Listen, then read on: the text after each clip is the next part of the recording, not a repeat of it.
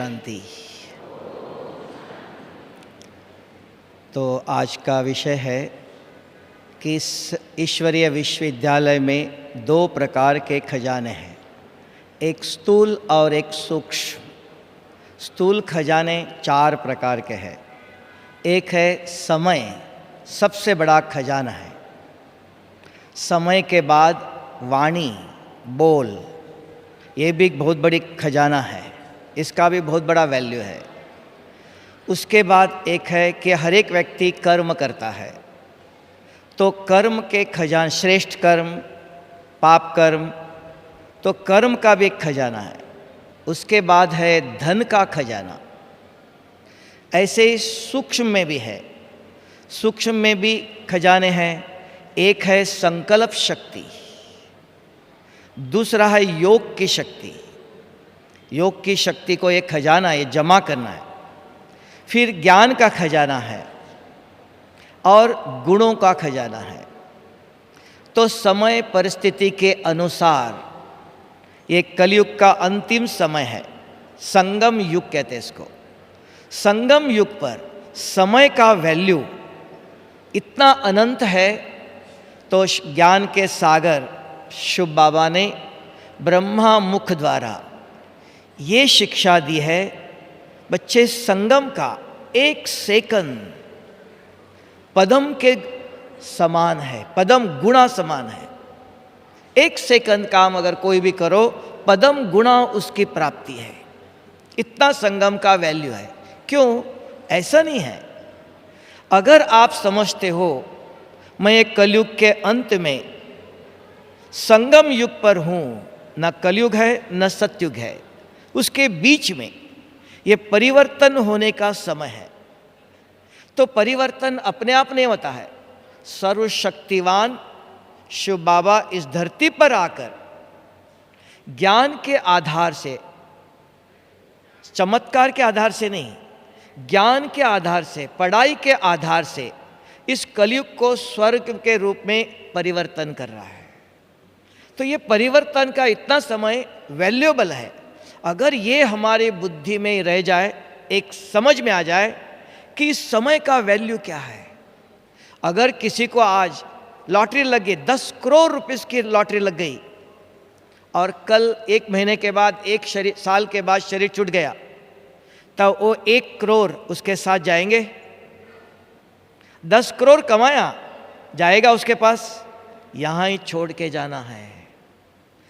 अगर वही इस संगम पर, संगम का वैल्यू समझकर अगर 5 मिनट भी सर्वशक्तिवान भगवान को, बाबा ने तो 1 मिनट कहा, 1 मिनट भी सर्वशक्तिवान शिव बाबा से अगर बुद्धि योग लगाया, अनेक जन्मों के पाप को, विकर्म को विनाश कर सकते हैं। इतना समय का वैल्यू है, ये समझ में आना चाहिए सिर्फ। क्योंकि समझने के बगैर कुछ भी नहीं हो सकता है। इसलिए दुनिया में कहते हैं, जब तक महसूस नहीं किया है तब तक परिवर्तन नहीं होता है। Unless you realise there is no change. जब देख लो, आप जब बीमार समझते हो तो डॉक्टर के पास जाते हो, डॉक्टर साथ में है तो भी डॉक्टर की जरूरत नहीं है। डॉक्टर कब चाहिए? जब हमें समझ में आया मैं बीमार हूं। भगवान कब चाहिए? भगवान क्या देता है? भगवान कौन? ये समझ में आता है इस संगम पर ही। तब तक भगवान भगवान करते ढूंढते रहे। हमने अभी अभी देखा, एक बहुत बड़ा हिमालयन सन्यासी है, उसने, वो सदा आंखें बंद करके ध्यान में बैठते थे। तो उनके चेले ने उनको पूछा, गुरुजी मुझे कब दर्शन देंगे आप? मैं जब भी आता हूं आप आंखें बंद करके बैठते हो, तो मुझे भगवान का दर्शन, भगवान कब मिलेगा?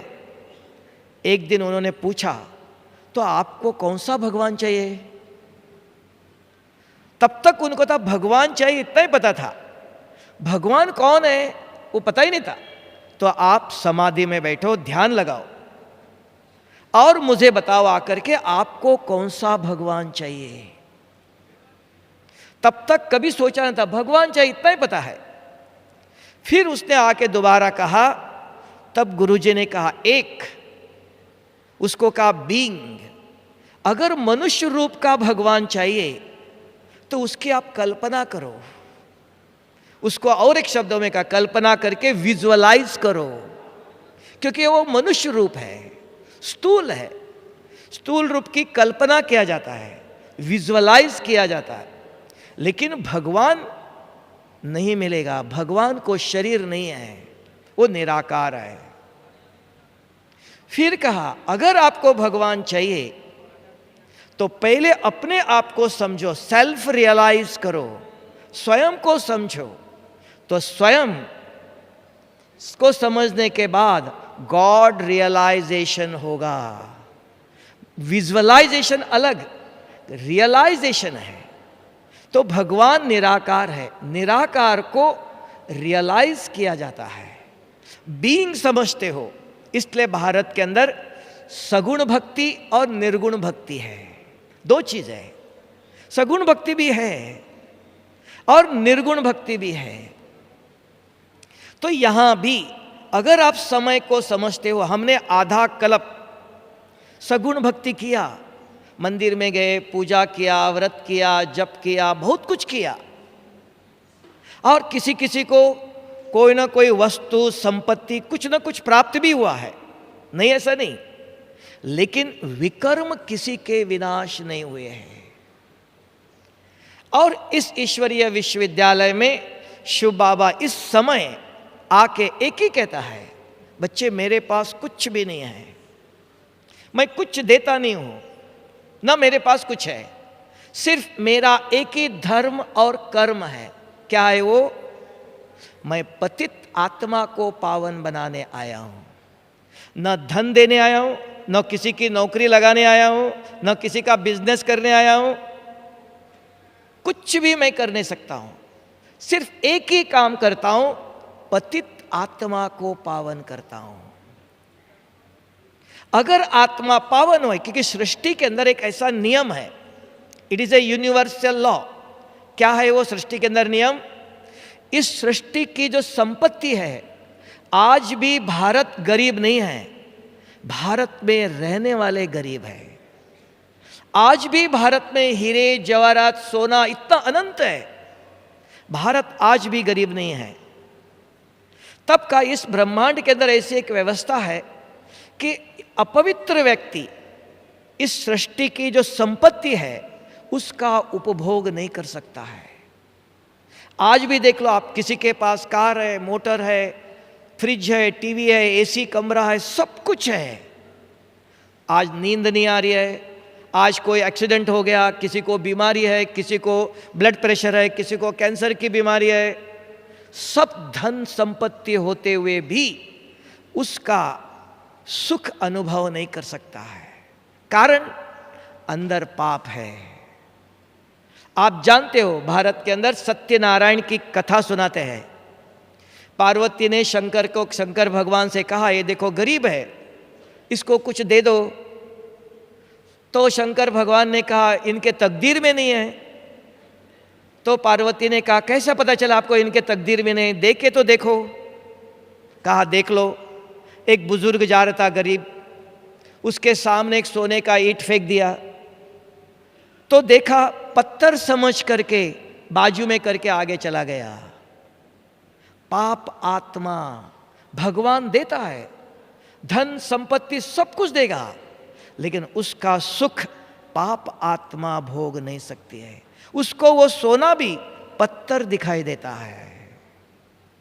इसलिए बाबा ने कहा, बच्चे मैं कभी भी कुछ नहीं देता हूं, किसी की इच्छा भी नहीं करना। इस कलयुग में अंतिम समय पर किसी की इच्छा नहीं करना, मेरा महल हो, मेरा ये हो, बच्चे सब कुछ मिलेगा, लेकिन वो आपको सुख नहीं देगा और ही दुख देगा, समस्या का कारण बन जाएगा। जो आप अभी कुछ भी नहीं होते हुए आराम से नींद कर सकते हो, सूखी रोटी खा करके भी, तब बाबा ने कहा मुझे गरीब बच्चे ही पसंद है, मैं गरीब निवास हूं। साधारण बच्चे ही भगवान के नजदीक आते हैं। जिसके पास धन दौलत है वो भगवान के नजदीक नहीं आते हैं, नहीं चाहिए, उनके पास कुछ है। लेकिन कब आते हैं? जब ऐसी परिस्थिति आती है, ऐसे विघ्न आते हैं, ऐसी समस्या आती है, तब बाबा ने कहा इस समय को, संगम युग का समय को पहचान लो। इस समय, जैसे उदाहरण बरसात का समय है, भाई जी के पास खेती है, बरसात का समय आया, खेती में अगर बीज बोया, 1 साल के लिए जितना आपको अनाज चाहिए अनाज मिलेगा।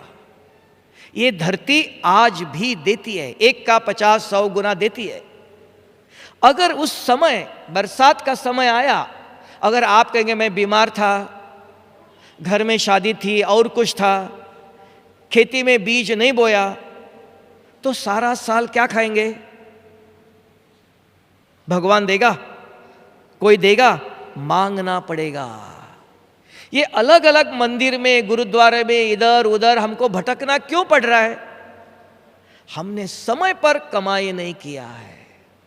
तब बाबा आके कहता है बच्चे अब समय आया है, सारे कल्प के लिए आपको जो चाहिए, हेल्थ, वेल्थ, हैप्पीनेस, जो चाहते हो, तन निरोगी काया, निर्मल मन, धन संपत्तियों से भरपूर, जो चाहते हो, तो ये भाग्य विधाता है।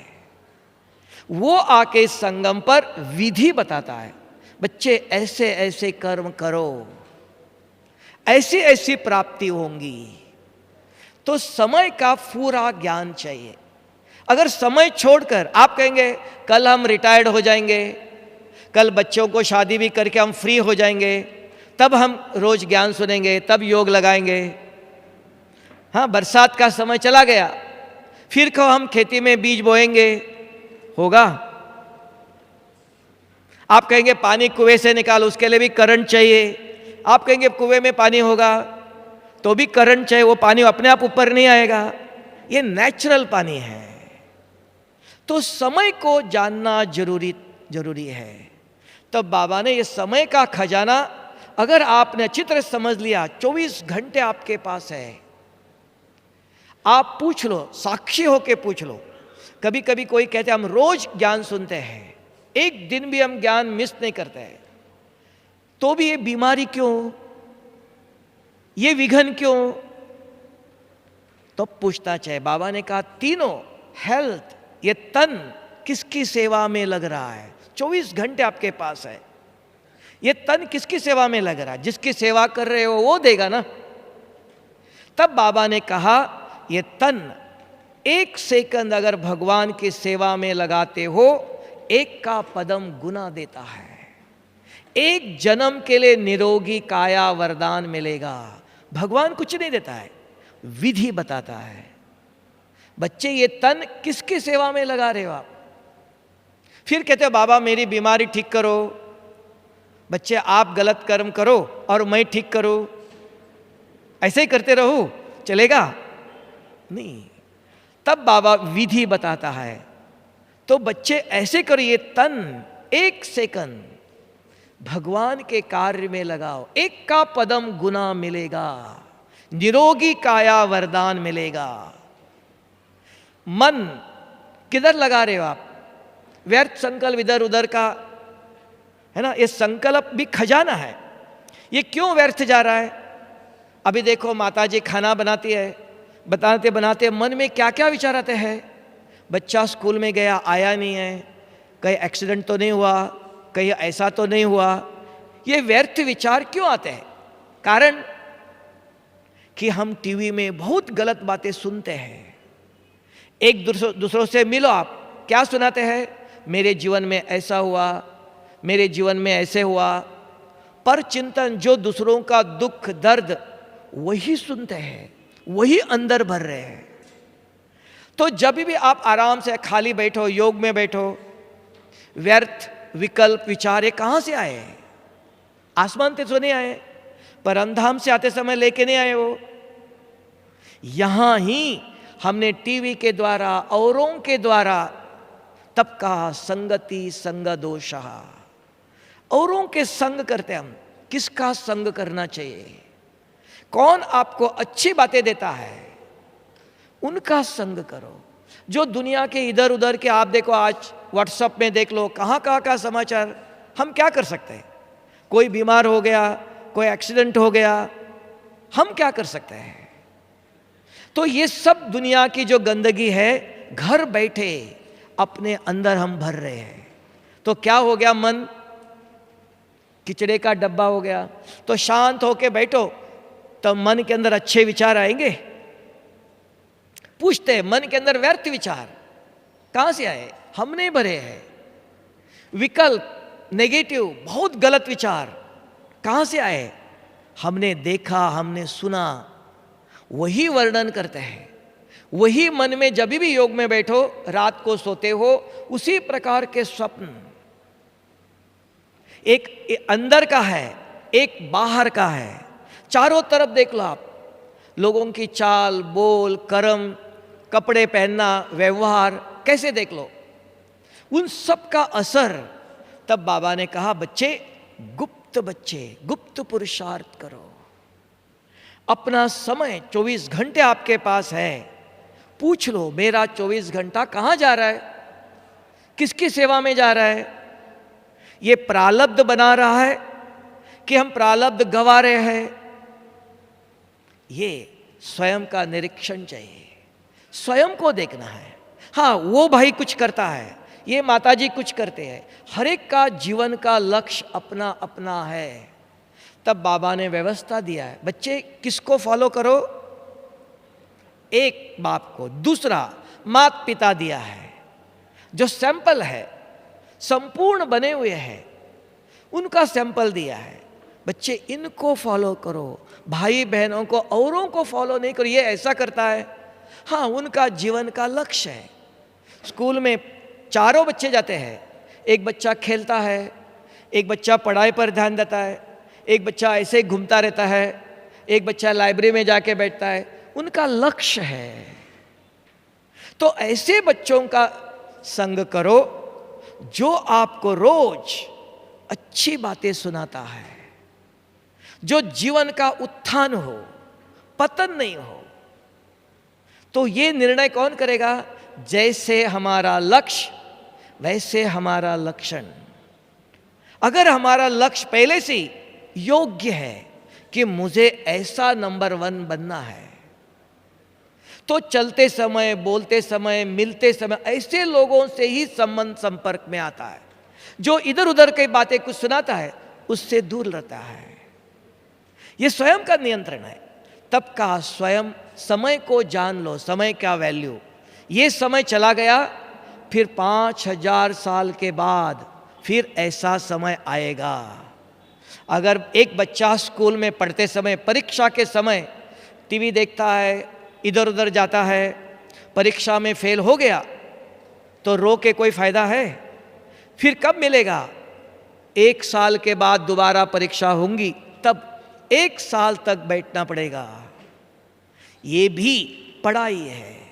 इस पढ़ाई में भी कल्प में एक दफा संगम पर बाबा कहते हैं, बच्चे आप सब कुछ करेंगे, खाएंगे, पिएंगे, मौज करेंगे, घूमेंगे, सब कुछ होगा, लेकिन थोड़े समय के लिए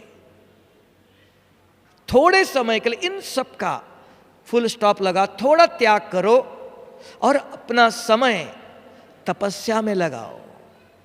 भगवान से सब शक्ति प्राप्त करो। वो भी, उसमें भी कहा व्यवस्था 24 घंटे है, आधा घंटा कम से कम, ज्यादा से ज्यादा 1 घंटा, बाकी 23 घंटा आप जो चाहे कर लो।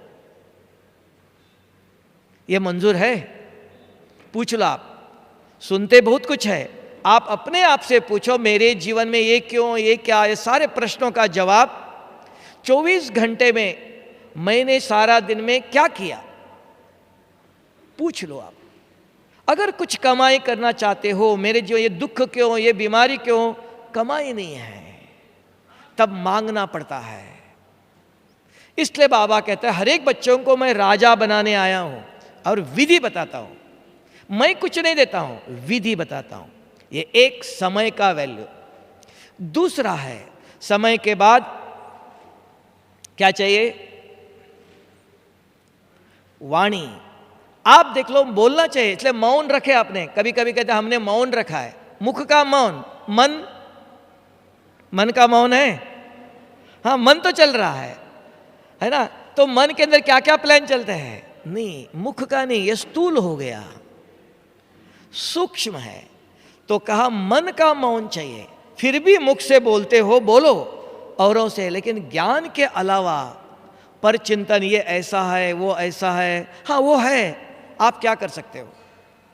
ऐसा हुआ, हाँ हुआ जरूर, आप क्या कर सकते हो? तो इसी में आप देख लो, सारा दिन एक दूसरे से मिलते हो, क्या बोलते हो? कभी कभी साक्षी होकर अपने आप को देखना कि मैंने सारा दिन बात तो किया, क्या किया? किसी का चिंतन किया, किसी का वर्णन किया, किसी की निंदा किया, किसी की ग्लानि किया, किसी को कुछ भी नहीं होगा, अपना ही मन खराब होगा। तब कहा मन सारी बीमारी दुखों का कारण है। ये मुख दिया है, कम से कम शुभ, तथा मुख कमल कहते हैं। और बाबा सवेरे सवेरे मुरली का ज्ञान देता है। हमने अपने जीवन में किया, एक रोज मुरली सुनता हूं, सारी मुरली के अंदर एक मुरली का पॉइंट नोट करता हूं जो मुझे अच्छा लगा। बाबा तो बहुत सुनाता है, लेकिन वो सब याद नहीं रख सकते। मेरी इच्छा के अनुसार मुझे जो सबसे सहज लगा, एक मुरली के पॉइंट नोट करता हूं, लिखता हूं, अपने आप को कम से कम 3 दफा पढ़ाता हूं, सवेरे, दिन में, शाम को। क्योंकि शरीर को 3 दफा खाना खिलाते हैं। Healthy mind in healthy body कहते हैं। शरीर को स्वस्थ बनाने के लिए हम 3 दफा कम से कम खाना खिलाते हैं। आत्मा को भी 3 दफा चाहिए, तब इक्वल होगा। एक मुरली के पॉइंट सवेरे, शाम को, दिन में, शाम को 3 दफा अपने आप को पढ़ाओ। फिर सारे दिन में कोई मिला, ज्ञान धन है, ये जमा करके रखना नहीं, दान करो।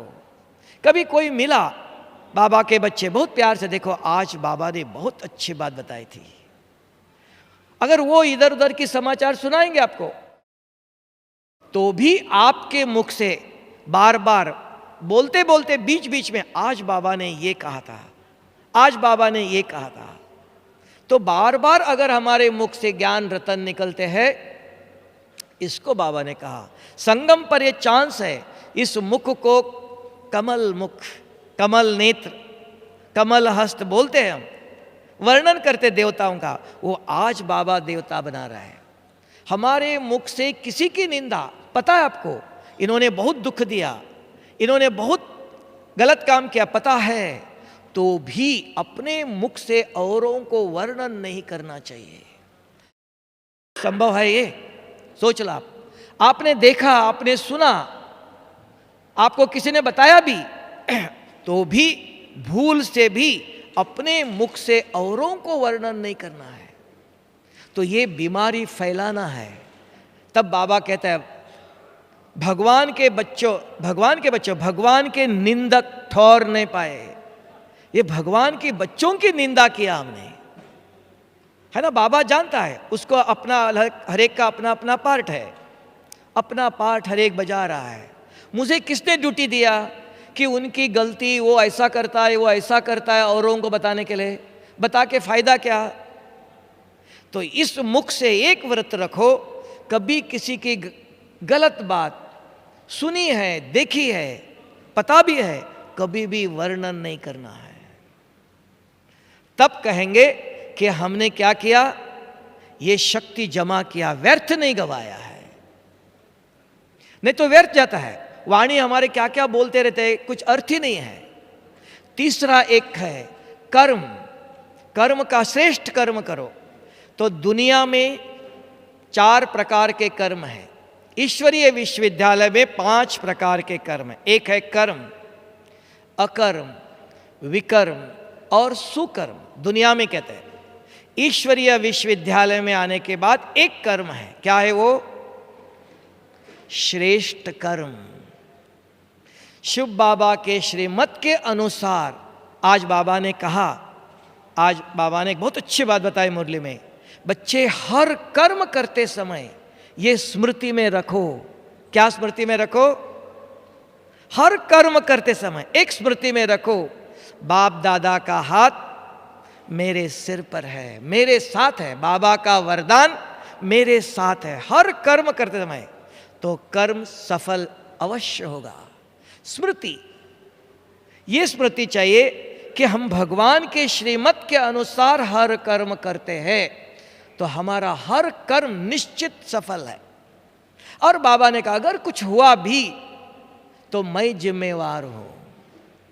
अगर मेरी स्मृति के विरुद्ध अगर आपने कुछ किया, उस कर्मों का फल आपको भोगना पड़ेगा।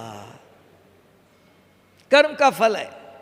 तब कहा कि एक है कर्म, एक है विकर्म, कि अपने को शरीर समझकर अगर कर्म करते हो। कल बाबा ने मुरली में बहुत सुंदर वरदान दिया था। ये बच्चे पुरुषार्थ करते हो, मेहनत करते हो, तपस्या करते हो, लेकिन बाप की और परिवार की भी दुआएं चाहिए।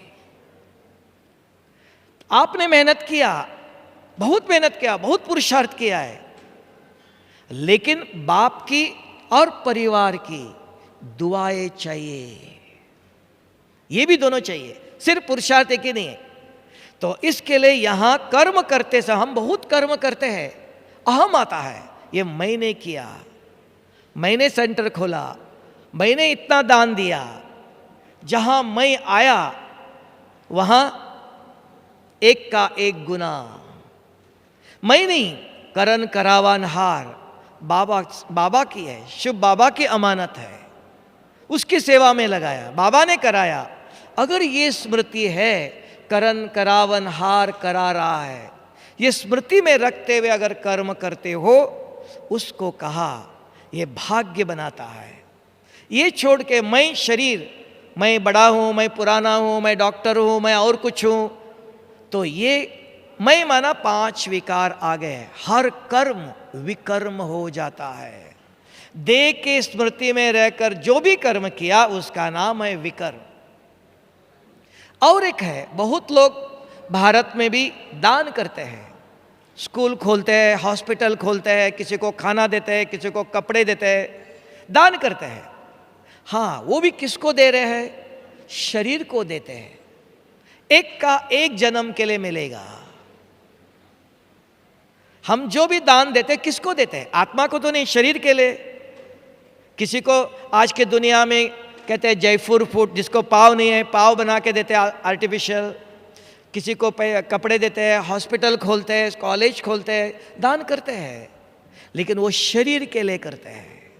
और इस ईश्वरीय विश्वविद्यालय में शिव बाबा ने कहा अगर आत्मा को आत्मा समझकर किसी आत्मा के लिए कुछ करते हो तो 1 का पदम गुना मिलेगा। 21 जन्मों की गारंटी दिया है। तो देते समय किसको सुना रहे हो आप? आत्मा को। आत्मा की सेवा करो। तो इस ईश्वरीय विश्वविद्यालय में ये 5 प्रकार के कर्म हैं। श्रेष्ठ कर्म की खजाने जमा करो। फिर उसके बाद धन आया। धन भी स्थूल है, खजाना है। धन हम लेके नहीं आए थे, न लेके जाएंगे। तो धन कहां लगाते हो आप? पूछ लो। न लेके आते, अगर कुछ है भगवान मुझे मदद करो, भगवान से हम मदद चाहते हैं, लेकिन भगवान की सेवा में अगर धन लगाते हो तो 1 का पदम गुना से। क्यों? हमने लाया नहीं था, न हम लेके जाते हैं। धन हमारा नहीं कह सकते। तो भगवान ने दिया तो कहते हैं भगवान ने मुझे दिया, लेकिन कभी कभी कहेंगे मेरा धन है। लड़ाई झगड़ा 2 भाइयों में प्रॉपर्टी के प्रति, धन के प्रति कितनी लड़ाई झगड़ा करता है। कहाँ ले जाएंगे? लड़ाई झगड़ा करके ले लिया, क्या करेंगे? सब कुछ छोड़ के ही जाना है। तब बाबा ने कहा कि धन किसकी सेवा में लगा रहे हो? श्रेष्ठ कर्म करके धन शिव बाबा के यज्ञ की सेवा में लगाओ। ये अविनाशी बैंक है और गारंटी देता है बाबा, 1 का पदम गुना रिटर्न मिलेगा। ये 4 प्रकार के स्थूल खजानों को जमा करने की विधि चाहिए। और सूक्ष्म खजाने भी है। संकल्प शक्ति सबसे श्रेष्ठ संकल्प शक्ति है। आप देख लो, एक ही दिन करके देखना संकल्प शक्ति का चमत्कार। एक ही दिन।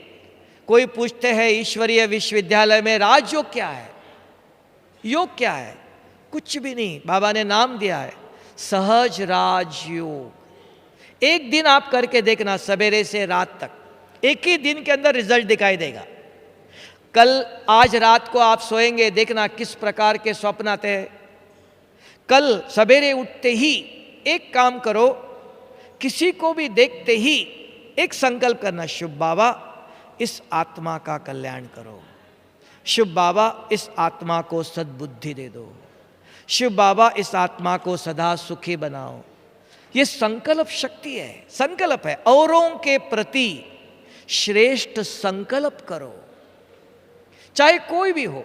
इसको गीता में भी, शास्त्रों में भी कहा, अधम ते अधम महापापी है, वो खराब है तो उसको और एक पत्थर मारना चाहिए? क्या करना चाहिए? उनका भी कल्याण करना चाहिए। करने के लिए मेरे पास कुछ भी नहीं है। तब बाबा ने कहा यूज मी, मैं आया हूं, खाली हाथ लेके नहीं आया हूं, सर्वशक्तियां लेके आया हूं। लेकिन मैं अपने आप दे नहीं सकता हूं किसी को। अगर मैं किसी को दे दूं, मैं भी कर्म बंधन में आएगा। बच्चे आप मेरे से लेके दान करो। तो कोई भी रास्ते पर चलते हो, एक ही दिन करके देखना, किसी को भी देखते ही शुभ बाबा इस आत्मा का कल्याण करो। हर संकल्प रूपी एक खजाना है। सवेरे से रात तक, कल रात को आप सोएंगे तो देखना एक भी बुरे स्वप्न नहीं आएंगे। कोई चमत्कार नहीं है ये हमारा मन दो काम करता है। किसी को देखते ही गलत भी विचार कर सकते हैं हम, अच्छा भी विचार कर सकते हैं। तो एक दिन आदत डालो, आज मुझे एक दिन, चाहे कितना भी खराब व्यक्ति भी मेरे सामने आया, मुझे उनके प्रति नहीं सोचना है, उनको कुछ देना है, लेकिन देने के लिए मेरे पास कुछ भी नहीं है। तब बाबा ने कहा मेरे से मुझे साथ रखो। बार बार बाबा को याद करते रहो, शुभ बाबा इस आत्मा का कल्याण करो। एक दिन करके रखो। इसको कहते हैं मनसा सेवा, शुभ भावना, चाहे कोई भी हो। ये एक दिन अभ्यास करके देखना, तब आत्मविश्वास होगा कि हाँ ये, जैसे भक्ति मार्ग में साधु सन्यासी देखो हाथ में माला लेके जाते हैं, राम राम राम राम राम करते जाते हैं। क्यों? कि मुख से गलत शब्द निकलना नहीं चाहिए। तो ज्ञान मार्ग में किसी को देखते ही मेरे मन में गलत विचार नहीं आना चाहिए। वो खराब है, खराब व्यक्ति होंगे, कोई पुण्य आत्मा तो दिखाई नहीं देगा, कोई अच्छा व्यक्ति इस कलयुग में मिलेगा नहीं। अधम ते अधम महापापी होंगे, कोई खराब काम कर रहा है, कोई कुछ कर रहा है, सब दिखाई देगा। तो भी मेरा धर्म क्या कहता है, आप उस आत्मा के प्रति मन में कुछ करने भी जाने सकते हैं, आप कुछ भी करने सकते हैं। मन, संकल्प शक्ति जो कुछ कर सकती है, सबसे बड़ा उसको कहते हैं vibrations are more powerful than the words. आवाज यहां से वहां पहुंचता है, लेकिन संकल्प बहुत तीव्र गति से काम करती है। प्रयोग करके देखना, क्योंकि हम सुनते बहुत कुछ है लेकिन करते नहीं है, तो आत्मविश्वास नहीं होता है। तो अभी आपके पास समय है, आज ही देखना। आज शाम को बाबा आएगा। अगर आप अव्यक्त बाप दादा का अनुभव करना चाहते हो, कैसे बाबा आके दृष्टि देता है, अगर उस शक्ति को ग्रहण करना चाहते हो, अभी से शुरू करना। अभी से यहाँ से डाइनिंग हॉल में जाते हो, एक ही कोई भी दिखाई दे, क्योंकि श्रेष्ठ संकल्प चाहिए। अगर मन में गलत विचार चलता है, बुद्धि रूपी स्क्रीन मैला हो जाती है, तो सामने बाबा आते हुए भी हम उसका अनुभव नहीं कर सकते हैं। उसको कहते हैं बुद्धि स्वच्छ नहीं है। देखो अर्जुन को दिव्य दृष्टि दिया। दिव्य दृष्टि माना क्या है? पाप को मिटाया, बुद्धि को स्वच्छ किया है। तो कौन करेगा? बाबा विधि बताता है। बच्चे आज सवेरे से करना चाहता, अभी आधा दिन तो चला गया, तो आज शाम तक एक ही करो। किसी को देखते ही मन में बार बार अच्छे विचार करो। क्या करो अच्छे विचार? आज बाबा ने ये कहा था, कोई सामने आया, उनके प्रति शुभ सोचो। बाबा ये आपका बच्चा है, इसको पूरा वर्षा देना चाहिए। शुभ अच्छे विचार करने को कहो। मन स्वच्छ है, उसका प्रभाव बुद्धि पर पड़ता है। बुद्धि स्वच्छ, जब आप बाबा आता इधर बैठते हो, देखो एकाग्र चित्त होके बैठते हो, किधर भी इधर उधर हिलते नहीं हो। एक रस अवस्था कहा। अगर शिव बाबा का अनुभव करना चाहते हो, वो एक रस अवस्था, नहीं तो बैठे कोई आया इधर देखते हो, कोई उधर देखते हो, बाबा आके चला भी गया पता ही नहीं, कहेंगे बाबा आया था हमको तो पता ही नहीं, है ना। जैसे अर्जुन के सामने भगवान श्री कृष्ण खड़े थे तो भी कहा, हे अर्जुन आप मुझे देख नहीं सकते हो, मैं आपको दिव्य दृष्टि देता हूं। कितने थे उधर युद्ध के मैदान में, कोई भी देख नहीं सकता। यहां भी कितने बाबा के बच्चे हैं, बाबा को देखने के लिए, मिलने के लिए आए हो, लेकिन कौन मिलेगा? शरीर के आंखों से देखना चाहते हो, दिव्य बुद्धि नेत्र से। तो इसलिए अभी हम 2 मिनट बिल्कुल शांत होके बैठो, आंखें खोल के देखो, बाबा को देखते बैठो, क्योंकि अभी से अवस्था शुरू करो, नहीं तो शाम को आके बैठते ही जगह कहाँ मिली इधर उधर देखते रहेंगे। तो 2-3 मिनट बिल्कुल शांत होके बैठो। ऐसे शाम को भी आके ऐसे बैठना।